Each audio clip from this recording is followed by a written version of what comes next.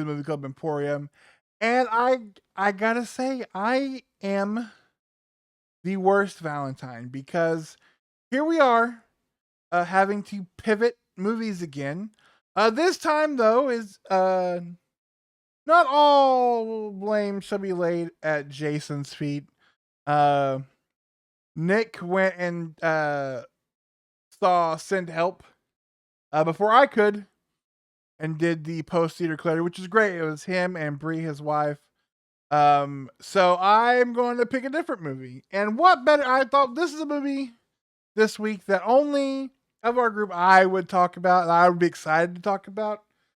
And I am, and that is the new film that's hit Shutter, from a very talented family, the Adams family. Now, if you don't know the Adams family, um, they are literally it's a man and wife and their daughter who write and direct, uh, do their own cinematography, do their own special effects, write the music, perform the music in the film, all like just super down and dirty independents. Like they like live in upstate New York and make these movies. Some of them have kind of gotten out. The three big ones previous to our newest one, The Deeper You Dig, Hellbender, and Where the Devil Roams. And this is their newest film that has come out this year.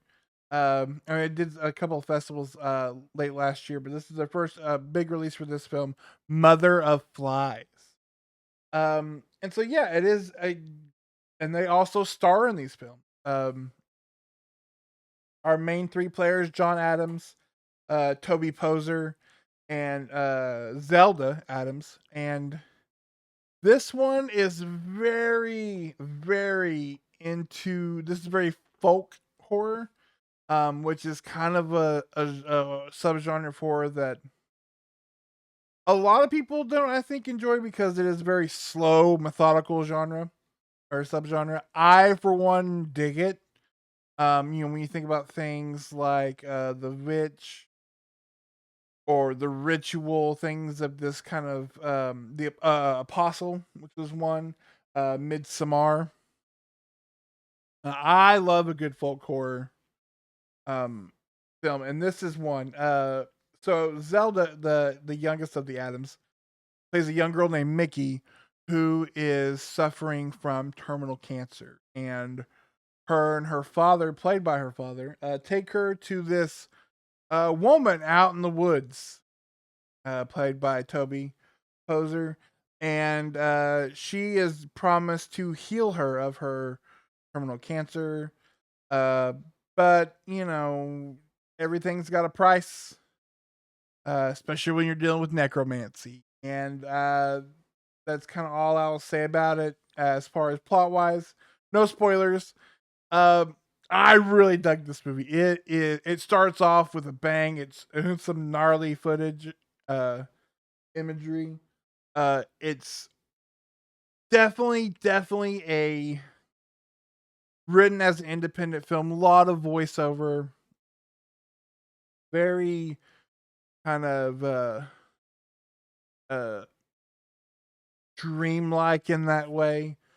Uh, and yeah, it's the story of this girl, kind of a last ditch effort to heal and stave off the Reaper. And they're quoted as saying the movie itself, the inspiration for writing it was uh, several of them dealing with cancer in their family, kind of one after the other. And so you definitely get that sense of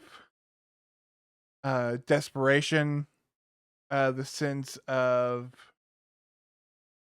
kind of losing kind of like the mental strength that your body needs to make those kind of to fight as it needs to, along with insane imagery and witchcraft and some amazing music. This family, they do everything for these films.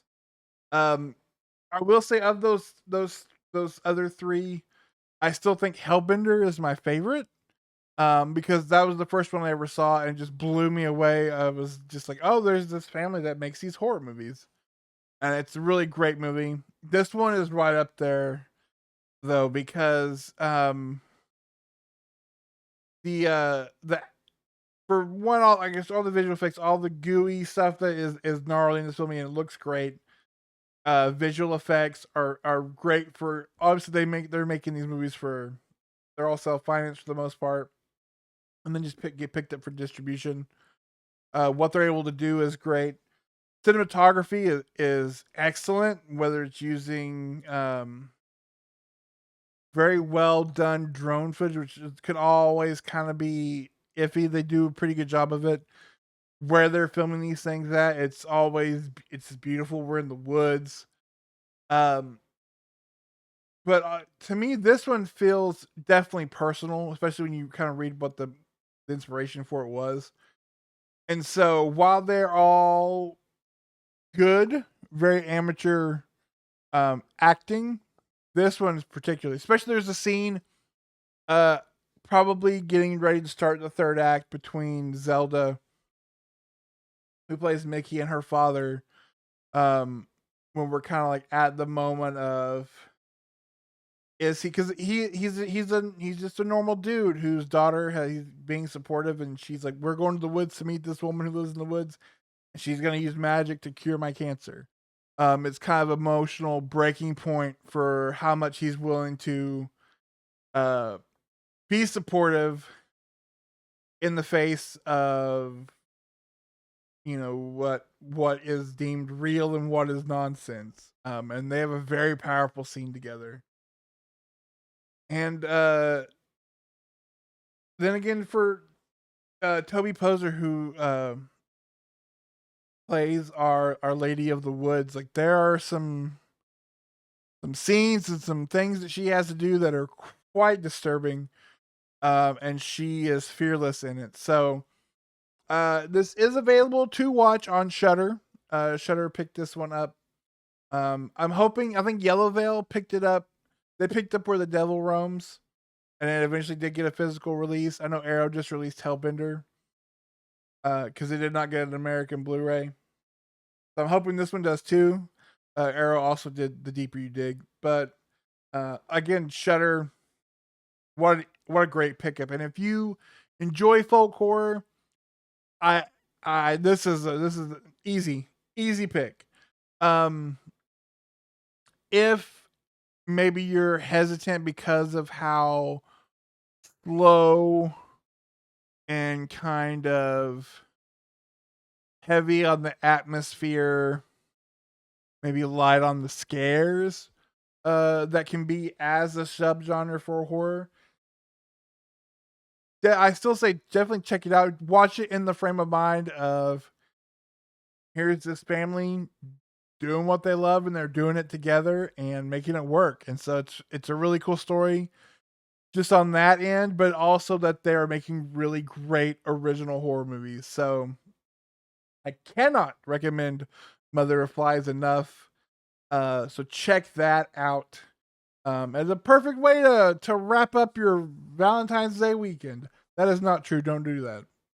Uh, next week though, uh, we're gonna get dark and twisted because Andrew Kevin Walker, the sick mind behind 7 and 8 millimeter Sleepy Hollow, is back, baby, with a brand new movie uh starring the actress from Barbarian. It's called Psycho Killer. So get out that Talking Heads album and pop that on, and we're gonna get twisted. I'm hoping. And then don't forget, if you're watching this on the day it comes out, 2 weeks from yesterday, Nick and I will be doing our live stream February 28th, 9 p.m. Central Standard Time here in the States. Our best and worst of 2025. I always joke we wait till February 1 because we both work full time jobs. We can't see everything. We want to give you an accurate picture, so we have to catch up a lot. 2, we wait till everybody gives their opinions, and then we give you the facts of what is the best and worst. And honestly, I think I can speak for both of us. It's one of our favorite lives we do every year. So you definitely want to check that out when we go live here in a couple of weeks. And make sure you join us on Wednesdays. Nick, as I said, Nick does his post theater clarity. From Wednesday, they did Send Help. So if you want to know one of our thoughts on Send Help, I'm sure I'll get around to talking about it at some point. But watch his review of that, him and Bree. And then next week, stay tuned for Psycho Killer. And make sure you like and thumbs up and subscribe and all that. We are pushing for triple digits for subs, so help us out with that. We're getting closer, so we want to see if we can do that in this year. So that's gonna do it for this week's review. Again, Mother of Flies, I highly recommend, especially if you're into folk horror and things like that, or just like hanging out with your family. Probably don't watch this with like I you might let mom leave the room. But otherwise, until next week when we're getting totally twisted with Psycho Killer, I will see you guys next time. Bye.